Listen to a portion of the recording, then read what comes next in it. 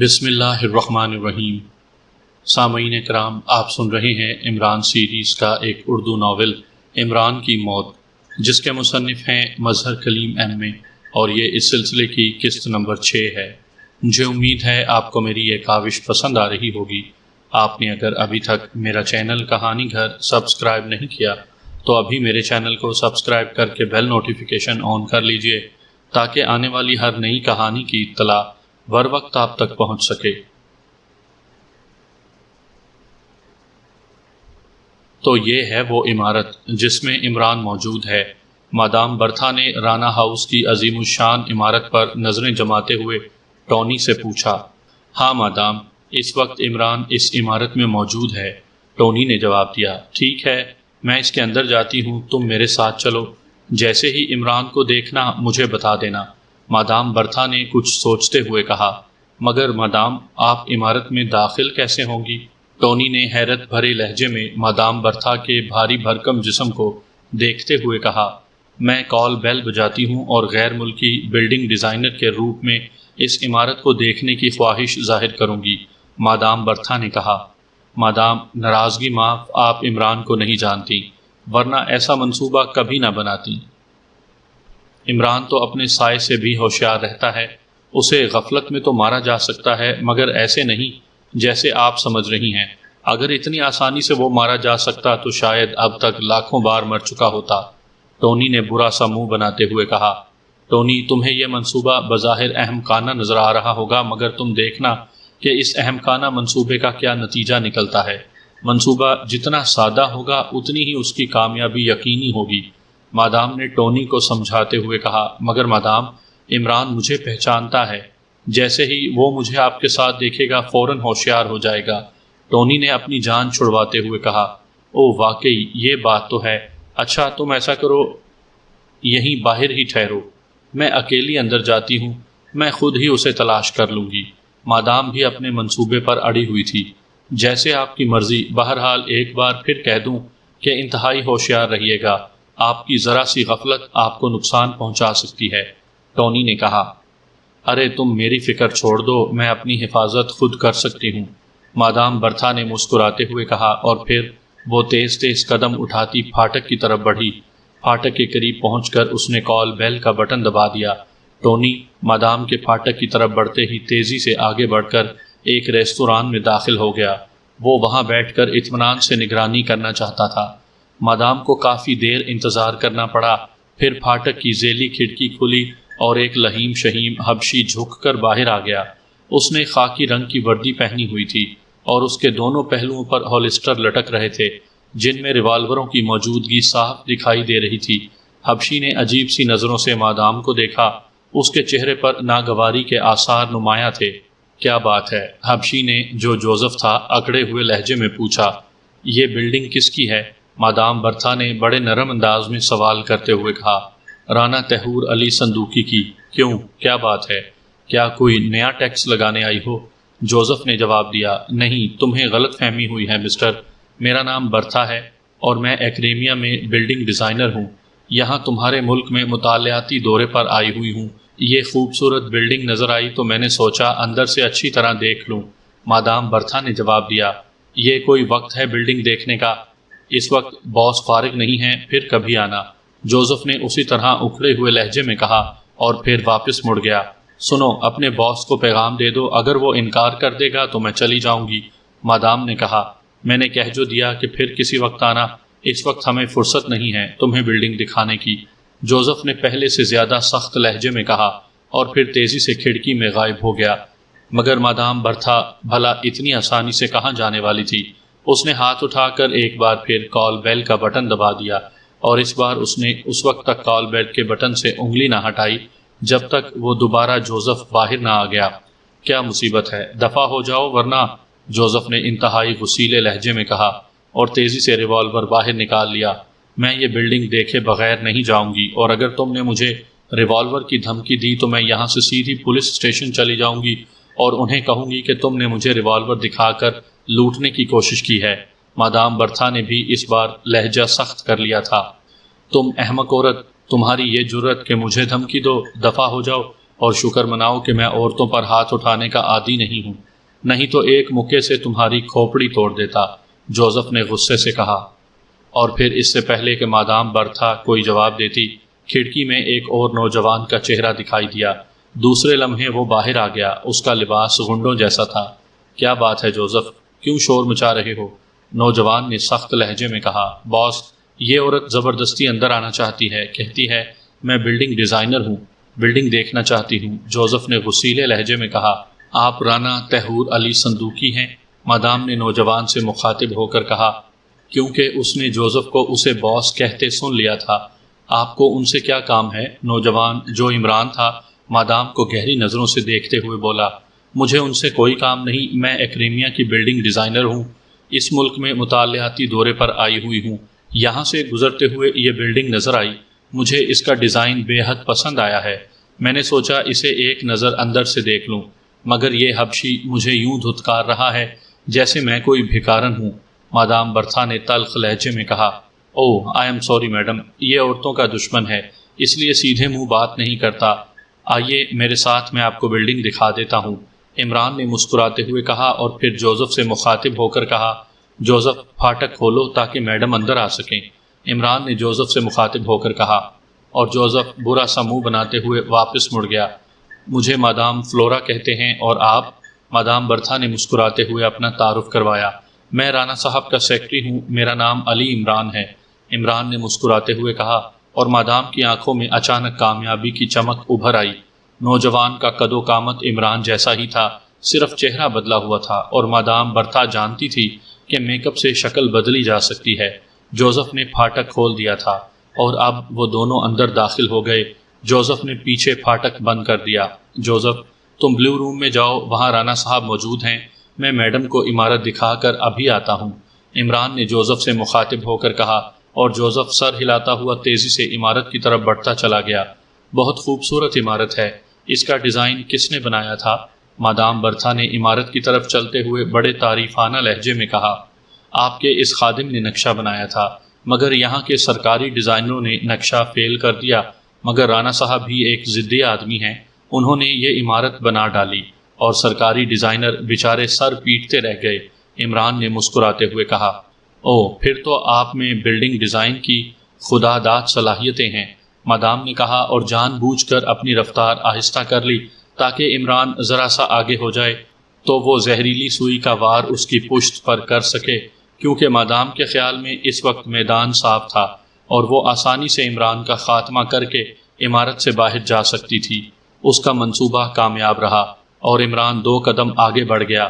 اسی لمحے مادام برتھا نے انتہائی پھرتی سے کوٹ کی جیب سے سوئیاں پھینکنے والی ڈبیاں نکالی، اور پلک جھپکتے میں اس نے عمران کی پشت کا نشانہ لے کر ڈبیا کی پشت کو انگوٹھے سے دبا دیا، مگر دوسرا لمحہ اس کی زندگی میں سب سے حیرت انگیز ثابت ہوا، کیونکہ جیسے ہی اس نے ڈبیا کی پشت کو دبایا، عمران انتہائی تیزی سے مڑا اور زہریلی سوئی اس کے کاندھے سے 1 انچ کے فاصلے سے گزرتی چلی گئی، اور اسی لمحے عمران کی لات گھومتی ہوئی پوری قوت سے مادام برتھا کے ہاتھ سے ٹکرائی، جس میں اس نے ڈبیا پکڑ رکھی تھی، اور ڈبیا اس کے ہاتھ سے نکل کر دور گھاس میں جا گری۔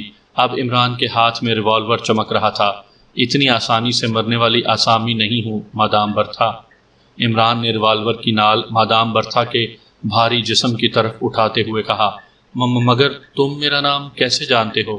مادام برتھا نے حیرت سے بوکھلائے ہوئے لہجے میں کہا، ناراک میں آپ کے کلب میں جانے کا اعزاز مجھے بھی حاصل ہے مادام، میں آپ کو دیکھتے ہی پہچان گیا تھا، اس لیے میں ہوشیار تھا، ورنہ ہو سکتا تھا میں مار کھا جاتا۔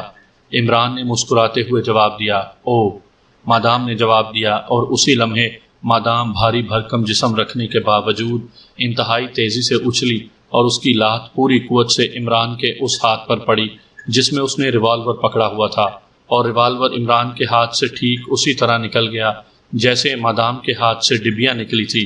واہ واہ، بہت خوب، تمہاری چستی مجھے پسند آئی ہے، عمران نے 2 قدم پیچھے ہٹتے ہوئے کہا، مگر مادام نے اس کا فکرہ سنا تک نہیں۔ جیسے ہی اس کے قدم زمین سے ٹکے، اس نے کسی سپرنگ کی طرح اچھل کر عمران پر دوبارہ حملہ کر دیا۔ عمران نے انتہائی تیزی سے پہلو بچایا، اور دوسرے لمحے اس کا ہاتھ تیزی سے گردش میں آیا اور اس کا زوردار مکہ پوری قوت سے مادام برتھا کی کنپٹی پر پڑا۔ مادام برتھا لڑکھڑا کر زمین پر جا گری اور اس نے سر جھٹک کر سنبھلنے کی کوشش کی، مگر عمران نے اچھل کر اس کی کنپٹی پر لات جما دی اور مادام برتھا یک لختی بے حس و حرکت ہو گئی۔ کنپٹی پر پڑنے والی زوردار ضرب نے اسے دنیا و مافیا سے بے خبر کر دیا۔ عمران نے اس کے بے ہوش ہوتے ہی اسے جھک کر اٹھایا اور کندھے پر لاد کر تیزی سے عمارت کی طرف بڑھتا چلا گیا۔ اس کے ذہن میں کھلبلی مچی ہوئی تھی کہ آخر یہ سب ہو کیا رہا ہے، کہ یہ سب لوگ اسے ختم کرنے کے لیے چلے آ رہے ہیں۔ ٹیکسی نے جلد ہی ایلبرٹ کو اولگا ہوٹل کے سامنے اتار دیا۔ ایلبرٹ نے ٹیکسی ڈرائیور کو کرایہ ادا کیا اور اس وقت تک وہیں ٹھہرا رہا جب تک ٹیکسی آگے بڑھ کر ٹریفک کے ہجوم میں غائب نہ ہو گئی۔ اب سڑک کے پار وہ بلڈنگ صاف نظر آ رہی تھی جسے اس نے اپنے ہوٹل کے کمرے میں سکرین پر دیکھا تھا۔ وہ چند لمحے کھڑا غور سے اس بلڈنگ کو دیکھتا رہا جیسے اس کے محل وقوع کو جانچ رہا ہو۔ پھر اس کی نظریں بلڈنگ کے دائیں طرف موجود ایک بڑی سی رہائشی عمارت پر جم گئی۔ اس عمارت اور اس بلڈنگ کی چھتیں آپس میں ملی ہوئی تھیں۔ ایلبرٹ تیزی سے قدم اٹھاتا رانا ہاؤس سے ملحقہ عمارت کی طرف بڑھتا چلا گیا۔ یہ ایک رہائشی بلڈنگ تھی جس میں تمام فلیٹس تھے۔ ایلبرٹ تیزی سے مین دروازے میں داخل ہوا اور پھر یوں اطمینان سے سیڑھیاں چڑھتا چلا گیا جیسے وہ خود بھی اسی بلڈنگ کا رہائشی ہو۔ سیڑھیوں پر سے اس سے آگے دو عورتیں جا رہی تھیں جبکہ کچھ لوگ اوپر سے نیچے آ رہے تھے۔ انہوں نے غور سے پاس سے گزرتے ہوئے ایلبرٹ کو دیکھا، مگر ایلبرٹ ان کی طرف توجہ دیے بغیر بڑے اطمینان سے اوپر چڑھتا چلا گیا۔ یہ عمارت 3 منزلہ تھی۔ ایلبرٹ تھوڑی ہی دیر میں تیسری منزل تک پہنچ گیا، مگر یہاں رکنے کے بجائے وہ اوپر چھت کی طرف جانے لگا کہ اچانک ایک آدمی نے اسے آواز دی۔ اس آدمی کے ہاتھ میں ایک فائل تھی۔ اے مسٹر، اس آدمی نے ایلبرٹ سے مخاطب ہو کر کہا۔ جی فرمائیے، ایلبرٹ نے رک کر مڑتے ہوئے پوچھا۔ آپ کون ہیں اور چھت پر کیوں جا رہے ہیں؟ اس آدمی نے قدرے سخت لہجے میں کہا، میں محکمہ بجلی کا اسسٹنٹ انجینئر ہوں۔ اوپر چھت پر سے گزرنے والی بجلی کی تاروں کے بارے میں رپورٹ ملی تھی۔ یہ تاریں خطرناک ہیں، انہیں وہاں سے ہٹایا جائے، چنانچہ میں ان کا جائزہ لینا چاہتا ہوں، ایلبرٹ نے بڑے مطمئن لہجے میں کہا۔ کمال ہے، اب محکمہ بجلی میں بھی غیر ملکی کام کرنے لگے ہیں۔ آپ کے پاس شناختی کارڈ ہے؟ وہ آدمی شاید ضرورت سے کچھ زیادہ ہی محتاط واقع ہوا تھا۔ میں غیر ملکی نہیں ہوں، بلکہ مجھے یہاں کی شہریت حاصل ہے۔ جہاں تک شناختی کارڈ کا تعلق ہے تو وہ میں دکھا سکتا ہوں، مگر پہلے آپ بتائیے کہ آپ کون ہیں؟ ایلبرٹ نے ایک سیڑھی نیچے اترتے ہوئے کہا۔ میں اس عمارت کا مالک ہوں مسٹر، اور ایک کرایہ دار سے ملنے آیا تھا، اس آدمی نے نخوت بھرے لہجے میں جواب دیتے ہوئے کہا۔ اوہ، تو آپ مالک ہیں، ویری گڈ، یہ تو اچھا ہوا کہ آپ سے ملاقات ہو گئی، اب مجھے جائزہ لینے میں مزید آسانی ہو جائے گی، ایلبرٹ نے مسکراتے ہوئے کہا اور پھر جیب میں ہاتھ ڈالا جیسے شناختی کارڈ نکالنے جا رہا ہو، مگر دوسرے لمحے اس نے ہاتھ باہر نکال لیا اور پھر دوسری جیب میں دیکھنے لگا۔ اوہ ویری سوری، کارڈ تو جلدی میں دوسرے کوٹ میں رہ گیا ہے، بہرحال اگر آپ کہیں تو میں واپس چلا جاتا ہوں، ورنہ دوسری صورت یہ بھی ہے کہ آپ میرے ساتھ چھت پر چلیں، بس چند منٹ کا کام ہے، ورنہ مجھے دوبارہ آنا پڑے گا، اور پھر فائدہ آپ کا ہی ہے، ایلبرٹ نے کہا۔ ٹھیک ہے، میں آپ کے ساتھ جاتا ہوں، مالک نے راضی ہوتے ہوئے کہا، شاید خود ساتھ چلنے کی آفر ملنے پر اس کا شک دور ہو گیا تھا۔ آئیے، ایلبرٹ نے مسکراتے ہوئے کہا، اور پھر وہ دونوں اکٹھے ہی سیڑھیاں چڑھتے چلے گئے۔ چھت پر پہنچتے ہی ایلبرٹ کا ہاتھ اچانک پوری قوت سے گھوما اور مالک کی کن پٹی پر ایک پٹاخہ چھوٹ گیا۔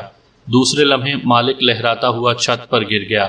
چھت کے ارد گرد 4 دیواری تو موجود نہیں تھی، مگر اس کے باوجود چھت پر ٹیلی ویژن اینٹینوں کا ایک جال سا پھیلا ہوا تھا۔ ان اینٹینوں کے بانسوں کا وہاں جنگل سا دکھائی دیتا تھا۔ یہی وجہ تھی کہ ایلبرٹ مطمئن تھا کہ مالک کو گرتے شاید ہی کسی نے دیکھا ہو۔ ایلبرٹ نے مالک کی نبض چیک کی، اور جب اسے محسوس ہوا کہ کم از کم 1 گھنٹے سے پہلے اس کے ہوش میں آنے کی توقع نہیں ہے، تو وہ تیزی سے بھاگتا ہوا رانا ہاؤس کی ملحقہ چھت کی طرف دوڑتا چلا گیا۔ رانا ہاؤس کی چھت نیچے سے تو ملی ہوئی محسوس ہوتی تھی، مگر قریب جا کر ایلبرٹ نے دیکھا کہ ان کے درمیان 5 فٹ کی ایک گلی موجود ہے۔ ایلبرٹ بلڈنگ کی چھت کے کنارے رک گیا۔ اس نے ادھر ادھر دیکھا، سامنے سڑک پر ٹریفک کا ہجوم تھا۔ ایلبرٹ سوچنے لگا، یوں دن دہاڑے چھت پر کودتے وقت کوئی اسے چیک نہ کر لے۔ اس نے رانا ہاؤس کی چھت پر پہنچنے کی کوئی تجویز سوچنی شروع کر دی۔ چند لمحوں بعد وہ اچانک اچھل پڑا۔ ایک خوبصورت تجویز اس کے ذہن میں آئی تھی۔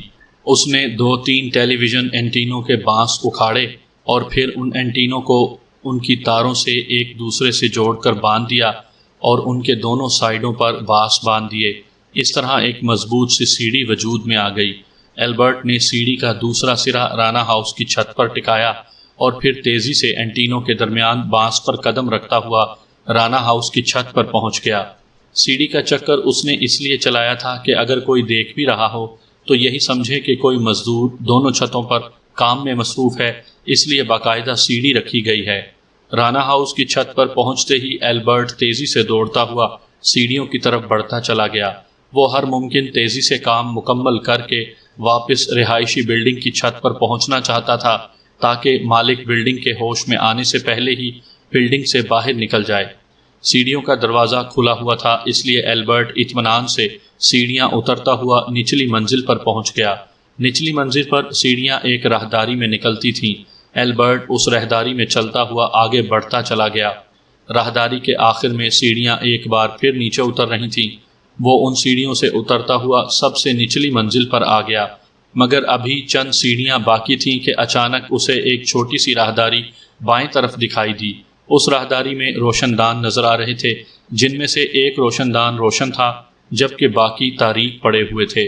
البرٹ تیزی سے اس راہداری میں سے ہوتا ہوا اس روشن دان کی طرف بڑھتا چلا گیا۔ روشن دان کے قریب پہنچ کر جب اس نے بڑے محتاط انداز میں اندر جھانکا تو وہ چونک پڑا۔ سامنے ایک بڑی سی میز پر جوانہ بے حس و حرکت لیٹا ہوا تھا اور کمرے کے ایک کونے میں وہی باورچی جسے وہ فلیٹ میں باندھ کر چھوڑ آیا تھا ایک کرسی پر بیٹھا ہوا تھا۔ ان کے علاوہ کمرے میں اور کوئی موجود نہ تھا۔ البرٹ نے بڑی پھرتی سے جیب میں ہاتھ ڈالا اور وائرلیس کنٹرول بم نکال کر اس کے کونے میں موجود ایک چھوٹے سے بٹن کو آن کر کے اس نے بم کو روشن دان کے فریم پر رکھ دیا۔ اسے معلوم تھا کہ یہ بم اتنا طاقتور ہے کہ جیسے ہی پھٹا پوری بلڈنگ کے پر خچے اڑ جائیں گے، اور اس کمرے میں موجود کسی شخص کے بچ جانے کا تو سوال ہی پیدا نہیں ہوتا تھا۔ جوانہ کی اس کمرے میں موجودگی سے ہی وہ سمجھ گیا کہ عمران یقیناً جوانہ سے پوچھ گچھ کرنے اس کمرے میں موجود رہے گا۔ بم رکھتے ہی وہ تیزی سے واپس پلٹا اور پھر چھت کی طرف بڑھنے لگا، اور پھر سیڑھیاں ختم ہوتے ہی جیسے ہی اس نے چھت پر قدم رکھا اس کے بازو کو جھٹکا سا لگا اور دوسرے لمحے وہ گھومتا ہوا ایک قوی ہیکل حبشی کے بازو میں پہنچ چکا تھا۔ اس حبشی نے جو سیڑھیوں کے قریب موجود تھا اس کا بازو پکڑ کر گھمایا اور پھر اس سے پہلے کہ وہ سنبھلتا وہ اس کے بازوؤں میں جکڑا جا چکا تھا۔ حبشی کی طرف اس کی پشت تھی اور اس کے دونوں بازو حبشی کی گرفت میں تھے۔ تو تمہارا کیا خیال تھا کہ تم رانا ہاؤس سے زندہ واپس جا سکو گے؟ حبشی نے انتہائی کرخت لہجے میں اس کے جسم کو جھٹکا دیتے ہوئے کہا۔ البرٹ نے حبشی کی گرفت سے اپنے آپ کو چھڑوانے کی سر توڑ کوشش کی، مگر وہ حبشی تو شاید لوہے کا بنا ہوا تھا۔ البرٹ کے بازو باوجود کوشش کے اس کی گرفت سے آزاد نہ ہو سکے۔ اسی لمحے حبشی نے بڑی پھرتی سے اس کے جسم کو فضا میں اٹھا کر پوری قوت سے زمین پر پٹخ دیا، اور البرٹ کو یوں محسوس ہوا جیسے زمین و آسمان گردش میں آ گئے ہوں۔ راشیل نے بڑے مطمئن انداز میں کمرے میں موجود عمران کے سینے کا نشانہ لیا اور دوسرے لمحے سائلنسر لگے ریوالور کا ٹریگر دبا دیا۔ ریوالور سے ایک ہلکی سی کلک کی آواز ابھری اور راشیل بری طرح چونکا، کیونکہ یہ آواز ریوالور کے میگزین کے خالی ہونے کی مخصوص آواز تھی۔ اس نے بڑی پھرتی سے ریوالور کا میگزین کھولا اور اس کا رنگ زرد پڑ گیا، کیونکہ ریوالور میں گولیاں موجود ہی نہیں تھیں۔ اس نے تیزی سے جیبیں ٹٹولنی شروع کر دیں، مگر جیبوں میں ایک بھی گولی موجود نہ تھی۔ بیگ کے خفیہ خانوں سے ریوالور نکالتے وقت وہ اسے چیک کرنا بھول گیا تھا کہ اس میں گولیاں بھی موجود ہیں یا نہیں، مگر اب کیا ہو سکتا تھا؟ عمران اس کی زد میں آ کر دوسری بار بچ نکلا تھا، اور اسے سوائے عمران کی خوش قسمتی کے اور کیا کہا جا سکتا تھا؟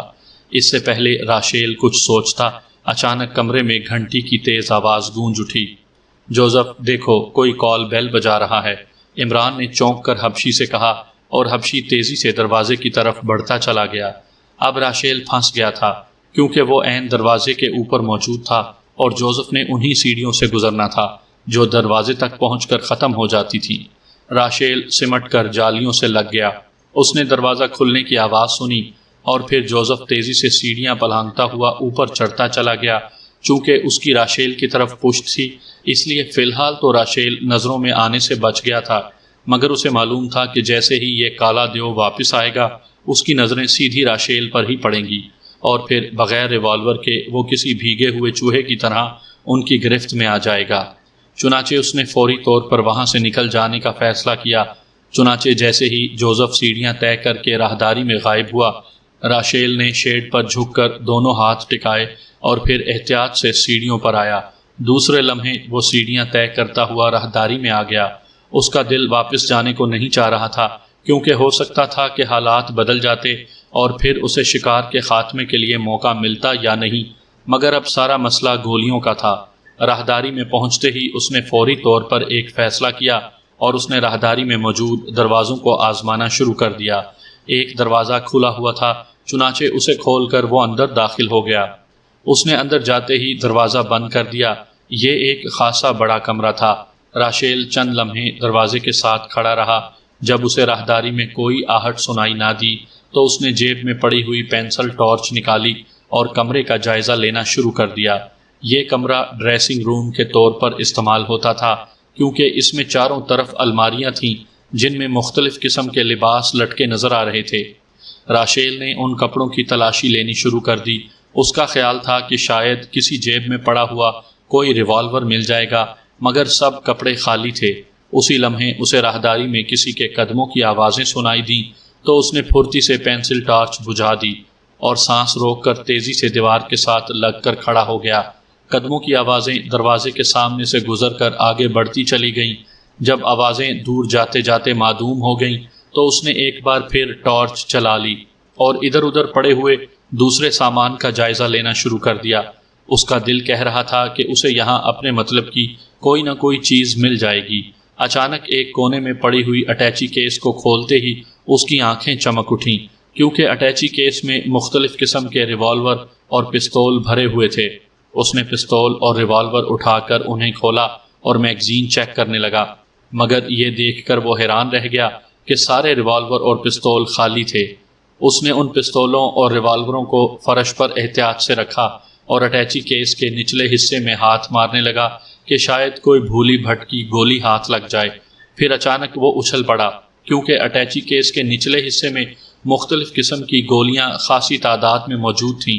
اس نے سب سے پہلے اپنے ریوالور کے مطابق گولیاں ڈھونڈی اور پھر اسے ایک گولی مل ہی گئی۔ اس نے فوراً جیب سے اپنا ریوالور نکالا اور اس کے چیمبر میں وہ گولی ڈال دی۔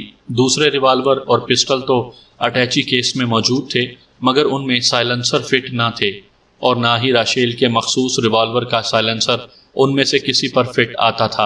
اور راشیل کے ذہن میں عمران کو قتل کر کے واپس صحیح سلامت نکل جانے کا ارادہ بھی موجود تھا، اور ایسا صرف اسی صورت میں ہو سکتا تھا کہ ریوالور پر سائلنسر لگا ہوا ہو، ورنہ وہ دیو ہیکل حبشی یقیناً عمران کی موت کے بعد اسے بھی کسی قیمت پر زندہ نہیں چھوڑے گا۔ چنانچہ اس نے ایک ہی گولی پر اکتفا کیا اور پھر دروازے کی طرف بڑھتا چلا گیا۔ ابھی وہ دروازے کے قریب پہنچا ہی تھا کہ اس نے کسی کو بھاری قدموں سے اس راہداری میں آتے ہوئے دیکھا۔ وہ تیزی سے دروازے سے چپک گیا۔ جب قدموں کی بھاری آواز راہداری کے آخر میں جا کر معدوم ہو گئی تو وہ دروازہ کھول کر باہر نکلا اور دبے قدموں سے چلتا ہوا دوبارہ اس کمرے کی طرف چل پڑا جدھر عمران وغیرہ موجود تھے۔ سیڑھیوں کے آخر میں کمرے کا دروازہ بند تھا، اس لیے راشیل سیڑھیاں چڑھ کر دوبارہ اس جالی والے روشن دان پر پہنچ گیا۔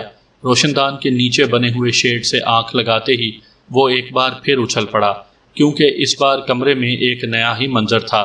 جوانا کے ساتھ فرش پر مادام برتھا اور ایلبرٹ بھی بے ہوش پڑے ہوئے تھے، اور عمران، جوزف اور وہ آدمی جو فلیٹ پر آیا تھا کمرے میں موجود تھے۔ راشیل نے اب موقع غنیمت سمجھا۔ اس نے ریوالور کی نال ایک بار پھر جالی کے سوراخ میں ٹکائی اور سامنے کھڑے ہوئے عمران کے سینے کا نشانہ لے کر بڑی پھرتی سے ٹریگر دبا دیا۔ اس بار سائلنسر ہونے کے باوجود گولی چلنے کا ہلکا سا دھماکہ سنائی دیا اور راشیل کے چہرے پر اطمینان اور کامیابی کی لہریں دوڑتی چلی گئیں۔ آخرکار وہ شکار کو ختم کرنے میں کامیاب ہو ہی گیا تھا۔ جوزف مادام برتھا کو عمران کے پاس چھوڑ کر جب واپس بلو روم میں پہنچا تو جوانہ اسی طرح میز پر بے حس و حرکت پڑا ہوا تھا، جبکہ سلیمان ایک طرف کرسی پر بڑے اطمینان سے بیٹھا ہوا تھا۔ سنو جوانہ، باس کے آنے سے پہلے سب کچھ بتا دو کہ تم باس کو ختم کرنے کے لیے یہاں کیوں آئے تھے، ورنہ یاد رکھو میں باس کے آنے سے پہلے تمہارے جسم کا ریشہ ریشہ علیحدہ کر دوں گا۔ جوزف نے جوانہ کے قریب رکتے ہوئے انتہائی سرد لہجے میں اس سے مخاطب ہو کر کہا، تم ذلیل کتے، تم جو جی چاہے کر لو، میں کچھ نہیں بتاؤں گا۔ جوانہ نے بڑے حقارت بھرے لہجے میں جواب دیتے ہوئے کہا، اور دوسرے لمحے کمرہ تھپڑ کی زوردار آواز سے گونج اٹھا۔ جوزف نے غصے کی شدت میں پوری قوت سے جوانہ کے چہرے پر تھپڑ مار دیا تھا۔ مجھے بے بس دیکھ کر تمہارا ہاتھ چل رہا ہے بزدل آدمی، کاش میں ٹھیک ہوتا، جوانہ نے بڑی بے بسی سے جواب دیتے ہوئے کہا، اور جوزف جو دوسرے تھپڑ کے لیے ہاتھ اٹھا چکا تھا یکدم رک گیا۔ اس کے ذہن میں فوراً ہی یہ بات آئی کہ واقعی بے بس آدمی کو مارنا انتہائی درجے کی بزدلی ہے۔ ٹھیک ہے، میں باس کو کہتا ہوں کہ وہ تمہیں ٹھیک کر دے، پھر میں دیکھ لوں گا کہ تم کس طرح اپنی زبان بند رکھتے ہو، جوزف نے دانت پیستے ہوئے کہا۔ ابھی اس کا فکرہ مکمل نہ ہوا تھا کہ اچانک کمرے میں تیز سیٹی کی آواز گونج اٹھی، اور کمرے کے دروازے کے اوپر لگے ہوئے بے شمار بلبوں میں سے ایک زرد رنگ کا بلب تیزی سے جلنے بجھنے لگا۔ اوہ، کوئی آدمی رانا ہاؤس کی چھت پر کودا ہے، جوزف نے اچھل کر کہا، اور پھر ہولسٹر سے ریوالور نکال کر وہ تیزی سے دروازے کی طرف بھاگتا چلا گیا۔ رانا ہاؤس میں عمران نے ایسا سسٹم نصب کیا ہوا تھا کہ بیرونی دروازے کے بجائے اگر کوئی شخص بھی کسی اور ذریعے سے رانا ہاؤس میں داخل ہوتا تو مختلف رنگوں کے بلب ان کی فوری نشاندہی کر دیتے تھے۔ زرد رنگ کا بلب یہ بتاتا تھا کہ کودنے والا چھت کے ذریعے اندر داخل ہوا ہے۔ ایسے بلب رانا ہاؤس کے ہر کمرے میں موجود تھے۔ جوزف تیزی سے سیڑھیاں پھلانگتا ہوا چھت پر چڑھتا چلا گیا۔ جب وہ چھت پر پہنچا تو اسے وہاں کوئی آدمی نظر نہ آیا۔ اس نے چھت کا ایک مکمل راؤنڈ لیا اور پھر اسے ملحقہ بلڈنگ اور رانا ہاؤس کی چھت کے درمیان اینٹینوں کی بنی ہوئی عجیب و غریب سیڑھی نظر آ گئی، اور وہ سمجھ گیا کہ کوئی شخص یقیناً ملحقہ بلڈنگ سے اس سیڑھی کے ذریعے چھت پر آیا ہے، مگر چھت پر آنے کے بعد وہ کہاں غائب ہو گیا، کیونکہ سیڑھیوں کے ذریعے تو وہ خود چھت پر آیا تھا۔ اب ایک ہی صورت ہو سکتی ہے کہ وہ شخص راستے میں ہی کہیں مڑ گیا ہو۔ چنانچہ جوزف کچھ دیر ادھر ادھر دیکھنے کے بعد واپس سیڑھیوں کی طرف پلٹا، مگر جیسے ہی وہ سیڑھیوں والے دروازے کے قریب پہنچا، اچانک اسے کسی کے قدموں کی آواز اوپر آتی سنائی دی۔ جوزف پھرتی سے اس دروازے کی اوٹ میں چھپ کر کھڑا ہو گیا۔ چند لمحوں بعد ہی ایک نوجوان دروازے سے برآمد ہوا، اور جوزف کسی چیتے کی طرح اس پر جھپٹ پڑا۔ اس نے اسے بازوؤں سے پکڑ کر گھمایا، اور دوسرے لمحے نوجوان پشت کے بل اس کے سینے سے آ لگا۔ جوزف نے اس کے دونوں بازو جکڑ رکھے تھے۔ نوجوان نے اپنے آپ کو چھڑوانے کی اضطراری کوشش کی، مگر لہیم شہیم جوزف نے اسے اپنے فولادی بازوؤں کی مدد سے اٹھا کر چھت کے فرش پر پٹخ دیا، اور نوجوان سر کے بل پوری قوت سے فرش سے جا ٹکرایا۔ دوسرے لمحے اس کے ہاتھ سیدھے ہوتے چلے گئے۔ جوزف نے اس کے بے ہوش ہو جانے کا یقین کرنے کے بعد اسے کاندھے پر اٹھایا اور تیزی سے سیڑھیاں اترتا چلا گیا۔ چند لمحے بعد وہ اسے کاندھے پر لادے ہوئے بلو روم میں پہنچ گیا۔ ارے یہ کس کو اٹھا لائے؟ عمران نے، جو فرش پر بے ہوش پڑی ہوئی مادام برتھا کے پاس کھڑا تھا، چونک پڑا۔ باس، یہ شخص رانا ہاؤس سے ملحقہ بلڈنگ سے چھت پر کودا تھا۔ جوزف نے بے ہوش نوجوان کو بھی مادام برتھا کے ساتھ ہی فرش پر پھینکتے ہوئے کہا، تو کیا کودتے ہی پکڑ لیا یا یہ نیچے آ گیا تھا؟ عمران نے غور سے البرٹ کو دیکھتے ہوئے کہا، صاحب یہی وہ شخص تھا جس نے فلیٹ میں گھس کر مجھے باندھ دیا تھا۔ اچانک سلیمان نے چیختے ہوئے کہا، اوہ تو یہ بات ہے، میرے خیال میں فلیٹ میں بم بھی اسی نے چھپایا ہوگا۔ عمران نے چونکتے ہوئے کہا، اور پھر اس نے جھک کر البرٹ کے لباس کی تلاشی لینی شروع کر دی۔ چند لمحوں بعد وہ اس کی جیب سے وائرلیس کنٹرول بم کو فائر کرنے والی مشین برآمد کر چکا تھا۔ اوہ، یہ تو وائرلیس کنٹرول بم کی آپریٹنگ مشین ہے، عمران نے الجھے ہوئے لہجے میں کہا، اور پھر غور سے دیکھنے لگا کہ کہیں وہ آن تو نہیں ہے، مگر اسی لمحے اچانک اس کے سینے پر کوئی چیز آ کر لگی، اور وہ ایک زوردار دھکا لگنے سے اچھل کر پچھلی دیوار سے جا ٹکرایا، اور اس کے ہاتھوں میں پکڑی ہوئی آپریٹنگ مشین اچھل کر دیوار کے شمال مغربی کونے کی جڑ میں پوری قوت سے جا ٹکرائی، اور اس کے ساتھ ہی ایک خوفناک دھماکہ ہوا اور کمرہ خیرہ کر دینے والی روشنی سے بھر گیا۔ یہ دھماکہ اتنا خوفناک تھا کہ یوں لگتا تھا جیسے اس کمرے میں ایٹم بم پھٹ گیا ہو۔ دوسرے لمحے کمرے کی دیوار چھت سمیت پرزے پرزے ہو کر فضا میں اڑتی چلی گئی۔ خوفناک بم نے رانا ہاؤس کی عظیم الشان بلڈنگ کو ریت کے ڈھیر کی طرح بکھیر کر رکھ دیا تھا۔ یقیناً دیوار سے ٹکرا کر وہ مشین آن ہو گئی تھی اور کمرے کے روشن دان میں نصب ایلبرٹ کا خوفناک بم پوری قوت سے پھٹ پڑا تھا۔